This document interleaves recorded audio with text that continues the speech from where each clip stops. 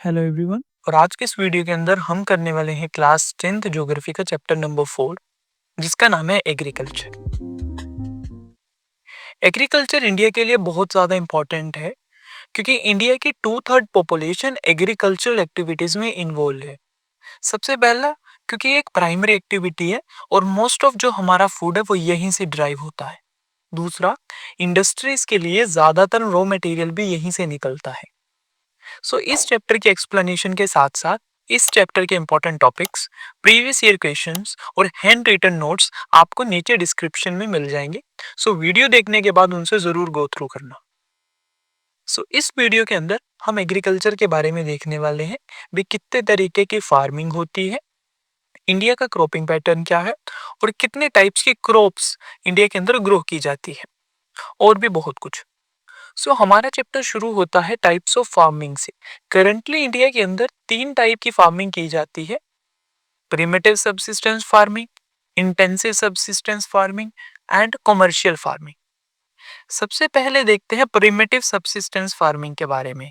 Primitive subsistence farming के अगर नाम को देखें, प्रिमिटिव का मतलब है बेसिक एंड ओल्ड, और सबसिस्टेंस का मीन्स है सर्वाइवल के लिए।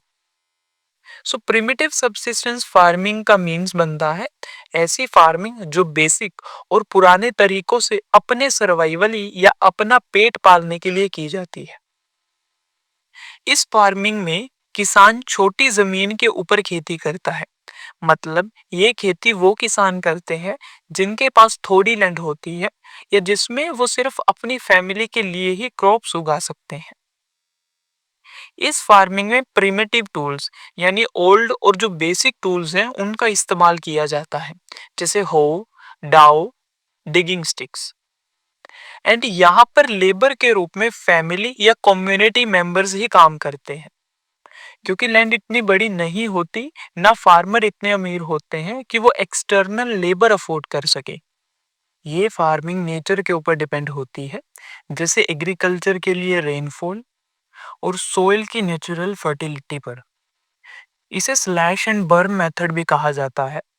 स्लैश का मतलब होता है काटना एंड बर्निंग यानी जलाना, मतलब काट कर जला देना।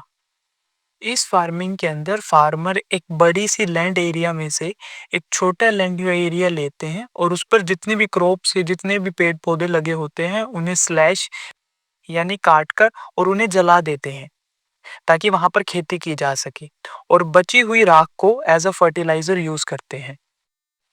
इसे अलग अलग नामों से अलग अलग जगह जाना जाता है, जैसे jhuming in north eastern state of India, Dipa in Chhattisgarh and Andaman Nicobar. ये केवल इंडिया में नहीं बल्कि पूरे वर्ल्ड में प्रैक्टिस की जाती है और अलग अलग नामों से जानी जाती है। जैसे in central America and Mexico इसे मिल्पा बोलते हैं, वेनेजुएला में कोनुका, इंडोनेशिया में लदांग एंड वियतनाम में रे। सेकंड है हमारे इंटेंसिव सबसिस्टेंस फार्मिंग। हम ये कह सकते हैं ये प्रिमिटिव सबसिस्टेंस फार्मिंग का अपडेटेड वर्जन है। जैसे नाम से ही पता चल रहा है, ये फार्मिंग भी सबसिस्टेंस यानी सर्वाइवल के लिए की जाती है, बट फर्क इतना है ये हाई पॉपुलेटेड एरियाज यानी जहां पर काफी ज्यादा पॉपुलेशन रहती है वहां की जाती है। ये एक लेबर इंटेंसिव फार्मिंग होती है। इसमें मेहनत बहुत ज्यादा लगती है, क्योंकि लैंड छोटी ही होती है प्रिमिटिव की तरह, पर ज्यादा प्रोडक्शन निकालना होता है हाई पॉपुलेशन के कारण, जिसके लिए बायोकेमिकल फर्टिलाइजर और आर्टिफिशियल इरिगेशन मेथड का इस्तेमाल किया जाता है। इस तरीके की फार्मिंग का one of the biggest reason है right of inheritance. Right of inheritance का मतलब है यानी पेरेंट्स की जमीन आगे बच्चों को मिलती है, जिससे जमीन आगे और ज्यादा टुकड़ों में डिवाइड हो जाती है। एग्जाम्पल की मदद से समझते हैं, जैसे एक फार्मर के पास 8 एकड़ जमीन है और उसके 2 बच्चे हैं, वो 8 एकड़ अब दोनों बच्चों में इक्वली डिवाइड होंगी यानी 4 4 एकड़।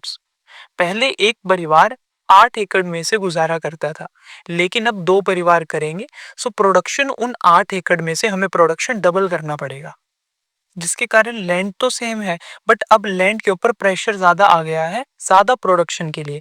जिसके कारण आर्टिफिशियल केमिकल्स और आर्टिफिशियल इरिगेशन मेथड का इस्तेमाल किया जा सकता है, ताकि सेम लैंड से ज्यादा प्रोडक्शन निकाल पाए। नेक्स्ट है कॉमर्शियल फार्मिंग। कॉमर्शियल फार्मिंग का मेन ऑब्जेक्टिव है प्रॉफिट गेन करना, जिस कारण इस फार्मिंग में फार्मर्स काफ़ी ज़्यादा मॉडर्न इनपुट्स जैसे HYV सीड्स यानी जो नॉर्मल सीड्स से काफ़ी ज़्यादा प्रोडक्शन निकाल पाते हैं, chemical fertilisers, insecticides, pesticides and modern machinery का यूज़ करते हैं ताकि ज़्यादा से ज़्यादा प्रोडक्शन हो सके और ज़्यादा से ज़्यादा पैसा कमाया जा सके। कमर्शियल फार्मिंग का एक और टाइप होता है प्लांटेशन क्रॉप। प्लांटेशन क्रॉप की फार्मिंग में एक ही क्रॉप को काफी बड़ी जमीन पर लगाया जाता है, जैसे कई एकर्स, जैसे banana, rubber, tea and coffee plantation. Plantation crop को interface of agriculture and industries भी कहा जाता है। मतलब ये एक लिंक का काम करती है एग्रीकल्चर और इंडस्ट्रीज को जोड़ने में। मतलब फसल को खेतों में से हार्वेस्ट कर कर इंडस्ट्रीज पहुंचाया जाता है। Cropping pattern. क्रॉपिंग पैटर्न का मतलब होता है सीक्वेंस और अरेंजमेंट, जिसमें यह देखा जाता है कि एक एरिया के अंदर कौन सी क्रॉप साल के किस समय पर लगाई जाती है। जैसे इंडिया के अंदर वेरियस टाइप की क्रॉप्स लगाई जाती हैं साल के अलग अलग टाइम पर। Food, fibre, fruits and vegetables, spices and condiments. India के पास 3 मेजर सीजन्स हैं, rabi season, kharif season and zaid season. अब समझते हैं खरीफ क्रॉप्स के बारे में। ये वो क्रॉप्स हैं जो खरीफ सीजन के अंदर लगाई जाती है। खरीफ क्रॉप्स जो मॉनसून के ऑनसेट पर यानी मॉनसून की स्टार्टिंग पर लगाई जाती हैं और सितंबर और अक्टूबर में हार्वेस्ट कर ली जाती है। कुछ इंपॉर्टेंट क्रॉप्स हैं जैसे मेज यानी मक्का, पैडी यानी rice, jowar, bajra and cotton. और इन्हें मेनली इन रीजन्स में उगाया जाता है जो कि है west Bengal, coastal regions of Orissa, Andhra Pradesh, Tamil Nadu, Kerala, Maharashtra, Uttar Pradesh and Bihar. दोस्तों फैक्ट की बात यह है भी असम, वेस्ट बंगाल और उड़ीसा में पैडी ही लगाई जाती है तीनों सीजन्स में यानी पूरे साल। नेक्स्ट है रबी क्रॉप। ये वो क्रॉप है जो विंटर के मंथ्स यानी अक्टूबर से दिसंबर में उगाई जाती है और समर के महीने जैसे अप्रैल और जून के बीच काट ली जाती है। इसके कुछ इंपॉर्टेंट क्रॉप्स हैं व्हीट यानी गेहूं, barley, peas, gram and mustard. वैसे तो ये इंडिया के ऑलमोस्ट हर स्टेट में उगाई जाती हैं, पर मेनली इन स्टेट्स में ज्यादातर उगाई जाती हैं पंजाब, हरियाणा, हिमाचल प्रदेश, जम्मू कश्मीर एंड उत्तराखंड। अब देखते हैं ज़ैद क्रॉप। ये वो क्रॉप्स होती हैं जो रबी और खरीफ सीजन के बीच के शॉर्ट सीजन में लगाई जाती है, जैसे मस्क मेलन, वाटरमेलन, ककुम्बर। ये ज्यादातर vegetables, fruits and fodder crops होती हैं। फूडर क्रॉप्स मतलब जो एनिमल को चारा डालने के लिए यूज की जाती है। अब देखते हैं मेजर क्रॉप्स के बारे में, यानी इन सीजन्स के अंदर कौन कौन सी मेजर क्रॉप्स इंडिया के अंदर उगाई जाती है। सबसे पहले है राइस यानी चावल। राइस इंडिया की मेजोरिटी पॉपुलेशन का स्टेपल फूड है यानी बेसिक फूड। दोस्तों इंडिया दुनिया का लार्जेस्ट प्रोड्यूसर है राइस का, चाइना के बाद। इसकी ग्रोथ के लिए हाई टेम्परेचर यानी 25 डिग्री सेल्सियस से ज़्यादा का टेम्परेचर चाहिए होता है, हाई ह्यूमिडिटी और साथ साथ 100 सेंटीमीटर से ज़्यादा रेनफॉल। बेसिकली ज़्यादा पानी और ज़्यादा गर्मी। ये mainly north eastern plains, coastal regions और डेल्टा रीजन्स में उगाया जाता है। डेल्टा रीजन्स मतलब वो जगह जहां रिवर समुद्र से मिलती है और अपनी मिट्टी सिल्ट जमा कर कर एक फर्टाइल ट्रायंगुलर यानी 3 कोनों वाली जगह बनाती है। यहाँ पर एक इमेज पेस्ट कर दी जाएगी, आप जैसे रेफरेंस ले सकते हैं। सेकंड है गेहूं यानी व्हीट। ये second most important cereal crop है इंडिया की यानी राइस के बाद। ये नॉर्थ इंडिया और नॉर्थ वेस्ट इंडिया का मेन फूड क्रॉप है। व्हीट को ग्रोथ के समय पर कूल सीजन यानी ठंड चाहिए होती है और पकने के समय पर थोड़ी धूप यानी ब्राइट सनलाइट की जरूरत पड़ती है और इसे 50 टू 75 सेंटीमीटर एनुअल रेनफॉल की रिक्वायरमेंट होती है यानी पैडी से कम। इंडिया के अंदर दो रीजन्स बहुत ज्यादा इंपॉर्टेंट माने जाते हैं व्हीट की क्रॉपिंग के लिए, गंगा सतलुज प्लेन्स और ब्लैक सॉइल रीजन्स, जहां पर ब्लैक सॉइल मिलती है। अगर इंडिया की मेजर व्हीट प्रोड्यूसिंग स्टेट्स की बात करें तो वो है हरियाणा, पंजाब, उत्तर प्रदेश, बिहार, राजस्थान और Madhya Pradesh. Third important crop है मिलेट्स यानी मोटे अनाज। मिलेट्स को कोर्स ग्रेन भी कहा जाता है यानी मोटे और खरदरे। वैसे तो मिलेट्स के कई प्रकार होते हैं, पर इंडिया के अंदर मेनली 3 तरह के मिलेट्स ही उगाए जाते हैं: जवार, बाजरा एंड रागी। इनकी न्यूट्रिशनल वैल्यू हाई होती है। न्यूट्रिशनल वैल्यू का मतलब इनके अंदर न्यूट्रिशन बहुत ज्यादा अमाउंट में पाए जाते हैं दूसरे अनाज के मुकाबले। सबसे पहले देखते हैं जवार। जवार भारत का थर्ड मोस्ट इंपॉर्टेंट क्रॉप है, यानी एरिया और प्रोडक्शन के हिसाब से व्हीट और राइस के बाद इसे सबसे ज्यादा एरिया में उगाया जाता है और इसकी सबसे ज्यादा प्रोडक्शन की जाती है।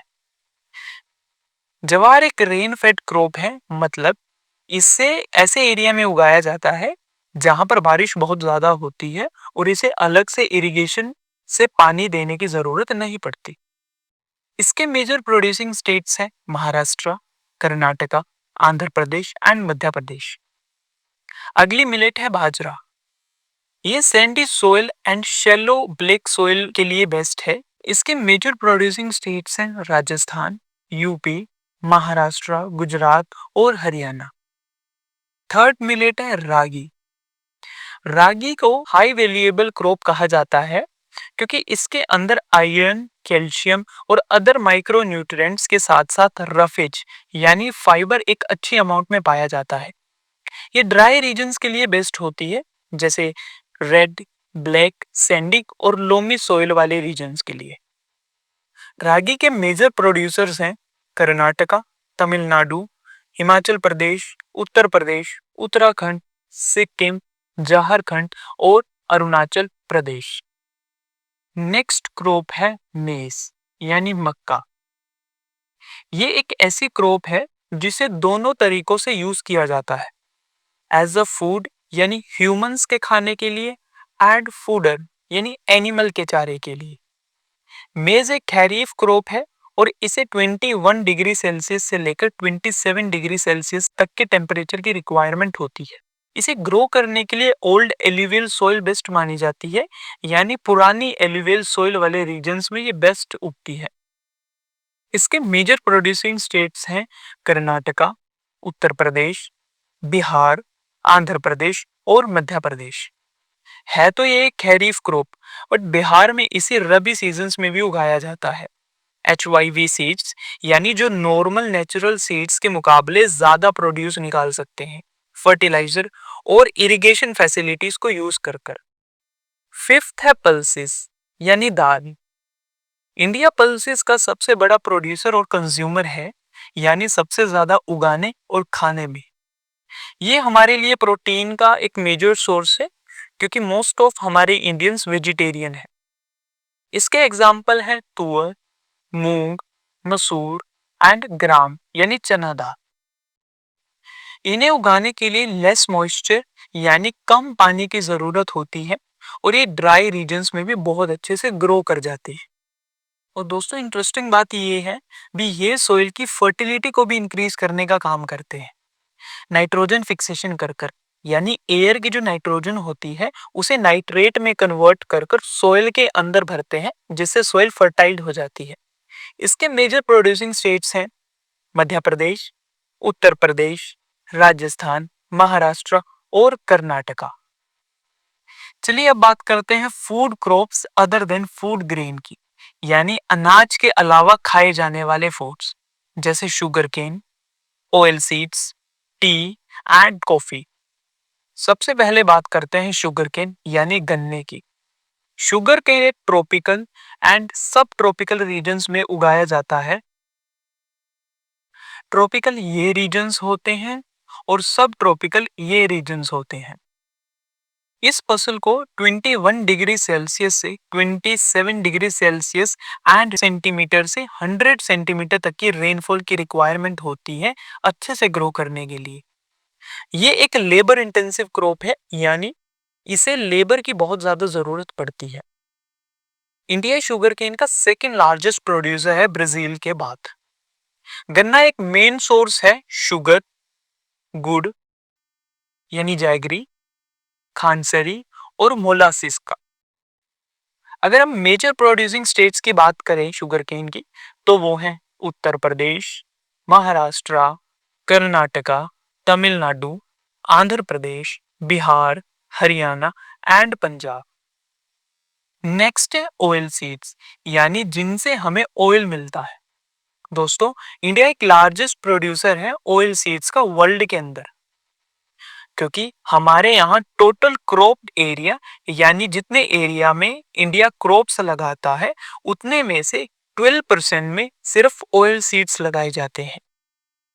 हमारी मेन ऑयल सीड्स क्रॉप है ग्राउंडनट, मस्टर्ड, कोकोनट, सेसमे यानी तिल, soybean, castor seeds, lin seeds and sunflower.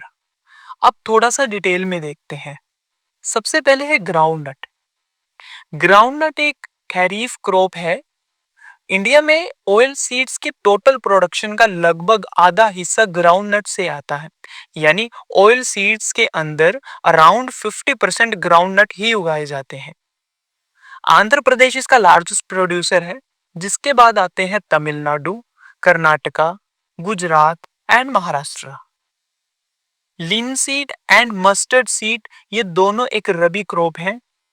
सेसेमे एक खरीफ क्रॉप है नॉर्थ के अंदर और रबी क्रॉप है साउथ के अंदर, यानी नॉर्थ में अलग समय पर और साउथ के अंदर अलग समय पर उगाई जाती है। कैस्टर सीड्स को दोनों सीजन्स में उगाया जा सकता है, रबी में भी और खरीफ में भी।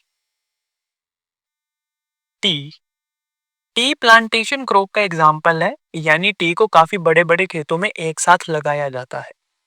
ये ट्रॉपिकल एंड सब ट्रॉपिकल रीजन्स में अच्छे से ग्रो करती है और इन्हें वार्म, मॉइस्ट यानी गर्म और नमी भरा मौसम पसंद है।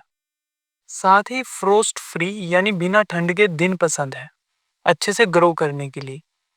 टी प्लांट को अच्छे से ग्रो करने के लिए deep fertile well drained soil, मतलब गहरी, फर्टाइल और जिसमें पानी ना खड़ा हो, उसकी जरूरत होती है। ये एक लेबर इंटेंसिव क्रॉप है, यानी इसके अंदर लेबर की काफी ज्यादा रिक्वायरमेंट होती है। दोस्तों, टी क्रॉप को फ्रीक्वेंट शावर यानी थोड़े थोड़े समय बाद बारिश की जरूरत होती है इसे अच्छे से ग्रो करने के लिए। और इसके मेजर प्रोड्यूसर्स हैं असम, हिल्स ऑफ दार्जिलिंग, जलपाईगुड़ी की कुछ districts, west Bengal, Tamil Nadu and Kerala. इन स्टेट्स के अलावा टी को कुछ और स्टेट्स में भी उगाया जाता है, जैसे Uttarakhand, Himachal Pradesh, Meghalaya, Andhra Pradesh and Tripura. India largest producer and exporter है टी का, यानी बनाने में और बेचने में। अब बात करते हैं कॉफी की।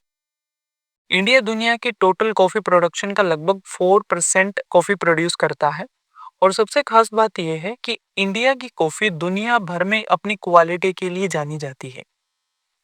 जो वैरायटी इंडिया में उगाई जाती है उसे कहते हैं अरबिका कॉफी। ये वैरायटी असल में यमन से लाई गई थी और आज दुनिया भर में इसकी डिमांड बहुत ज्यादा है। अगर हम कल्टीवेशन हिस्ट्री देखें तो पहली बार कॉफी का प्लांट उगाया गया था कर्नाटका के बाबा बुदन हिल्स में और आज भी इसकी प्रोडक्शन मेनली कन्फाइंड है नीलगिरी हिल्स में, यानी वहीं तक सीमित है जो कर्नाटका, केरला और तमिलनाडु में लोकेटेड है। यानी कॉफी की प्रोडक्शन लगभग इन्हीं स्टेट्स तक सीमित है। चलिए अब बात करते हैं हॉर्टिकल्चर क्रॉप्स की। इंडिया को कहा जाता है largest producer of fruits and vegetables in the world, मतलब दुनिया के टॉप पर है इंडिया इस सेक्टर में। सबसे इंटरेस्टिंग बात है कि इंडिया में ट्रॉपिकल और टेम्परेट दोनों टाइप के फ्रूट्स उगाए जाते हैं। अब इन्हें स्टेट वाइज याद करते हैं किस स्टेट में कौन सा फ्रूट फेमस है। जैसे मैंगो के लिए फेमस है महाराष्ट्र, आंध्र प्रदेश, उत्तर Pradesh and waste Bengal. Oranges के लिए फेमस है महाराष्ट्र का नागपुर और मेघालय का चेरापूंजी। बनाना के लिए फेमस है केरला, मिजोरम, महाराष्ट्र एंड तमिलनाडु। लीची एंड गुआवा के लिए फेमस है उत्तर प्रदेश एंड बिहार। पाइनएप्पल के लिए फेमस है मेघालय। ग्रेप्स के लिए फेमस है Andhra Pradesh and Maharashtra. Apple, pear, apricot and walnut के लिए जाने जाते हैं जम्मू कश्मीर एंड हिमाचल प्रदेश। अब बात करते हैं वेजिटेबल्स की। इंडिया प्रोड्यूस करता है दुनिया की टोटल वेजिटेबल्स का लगभग 13%। मेन वेजिटेबल्स जो यहाँ पर उगाई जाती हैं P, cauliflower, onion, cabbage, tomato, brinjal और पोटैटो। अब बात करते हैं नॉन फूड क्रॉप्स की, यानी जिन्हें हम खाने के लिए नहीं उगाते। सबसे पहले है रबर। रबर एक इक्वेटोरियल क्रॉप है, मींस ये इक्वेटर के पास वाले रीजन्स में उगाई जाती है, लेकिन कुछ स्पेशल कंडीशंस में ट्रॉपिकल और सब ट्रॉपिकल एरियाज में भी उगाई जा सकती है, यानी इक्वेटर से दूर वाले रीजन्स में।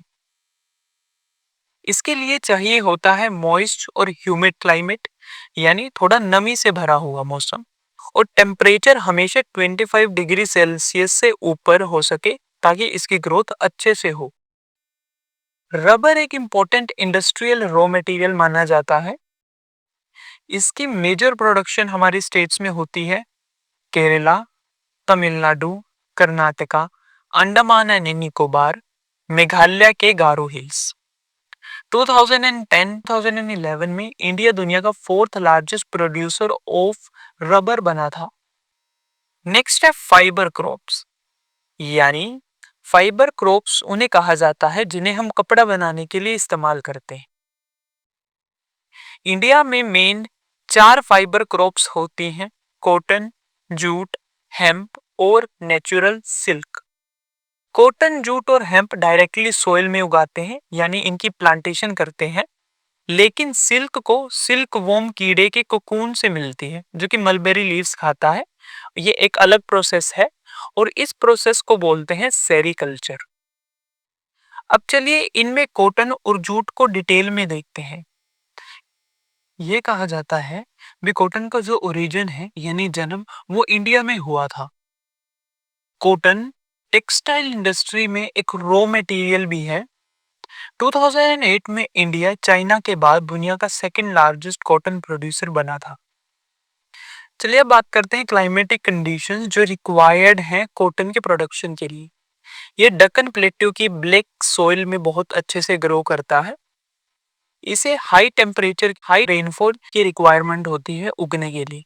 इसे लगभग 210 फ्रोस्ट फ्री, मतलब 210 बिना ठंड के दिन चाहिए होते हैं अच्छी ग्रोथ के लिए, और साथ ही ब्राइट सनशाइन यानी एक अच्छी धूप भी चाहिए रहती है। ये एक खरीफ क्रॉप है और इसको मैच्योर होने में 6 से 8 महीने लगते हैं, यानी 6 to 8 मंथ्स। इसकी मेजर प्रोड्यूसिंग स्टेट्स हैं महाराष्ट्र, गुजरात, मध्य प्रदेश, कर्नाटका, आंध्र प्रदेश, तमिलनाडु, पंजाब, हरियाणा एंड उत्तर प्रदेश।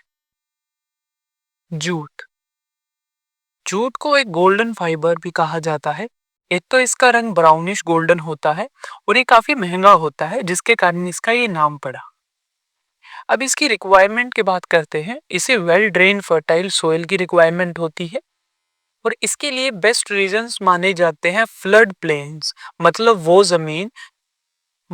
वो जमीन जो नदी के किनारे होती है और बारिश या फ्लड के टाइम पर पानी से ढक जाती है, क्योंकि पानी के साथ साथ वहां पर नई एलिवेल सोइल भी आ जाती है। इसके साथ ही इसे हाई टेम्परेचर की रिक्वायरमेंट होती है जब इसके ग्रोथ का टाइम होता है। इसकी मेजर प्रोड्यूसिंग स्टेट्स हैं वेस्ट बंगाल, बिहार, असम, उड़ीसा एंड मेघालय। अब जूट के कुछ यूजेस भी देख लेते हैं। जूट से बनते हैं Ghani bags, mats, ropes, yarns, carpets और काफी सारे हैंडीक्राफ्ट्स। लेकिन इसकी हाई कॉस्ट के कारण, यानी इसके महंगे होने के कारण, ये अपना मार्केट काफी ज्यादा सिंथेटिक फाइबर्स को देता जा रहा है क्योंकि वह इससे काफी ज्यादा सस्ते होते हैं। अब है हमारा लास्ट टॉपिक जिसका नाम है institutional and technological reforms. Reforms का मतलब होता है बदलाव, इंस्टीट्यूशनल का मतलब होता है रूल्स, लॉज और पॉलिसीज, एंड टेक्नोलॉजी का मतलब आप सभी जानते हैं टेक्नोलॉजी। तो इसका मतलब है इंस्टीट्यूशनल एंड टेक्नोलॉजी में बदलाव लाना। पर इन बदलाव की जरूरत हमें क्यों है? Why do we need reform?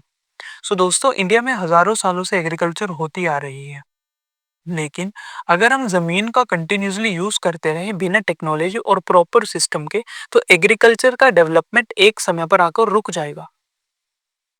जैसे अभी भी इंडिया के अंदर काफ़ी ऐसे फार्मर्स हैं जो मॉनसून पर और सोइल की नेचुरल फर्टिलिटी के ऊपर ही डिपेंड करते हैं, क्योंकि ना तो उनके पास इतना पैसा है और ना ही गवर्नमेंट की स्कीम्स और प्रोग्राम्स उन तक पहुंची है कि वो अपने एग्रीकल्चर को इम्प्रूव कर सके। जिसके लिए हमें ज़रूरत है इंस्टीट्यूशनल एंड टेक्नोलॉजिकल रिफॉर्म्स, ताकि हमारे इंडिया के एग्रीकल्चर को इम्प्रूव किया जा सके और इसकी ग्रोथ हो सके।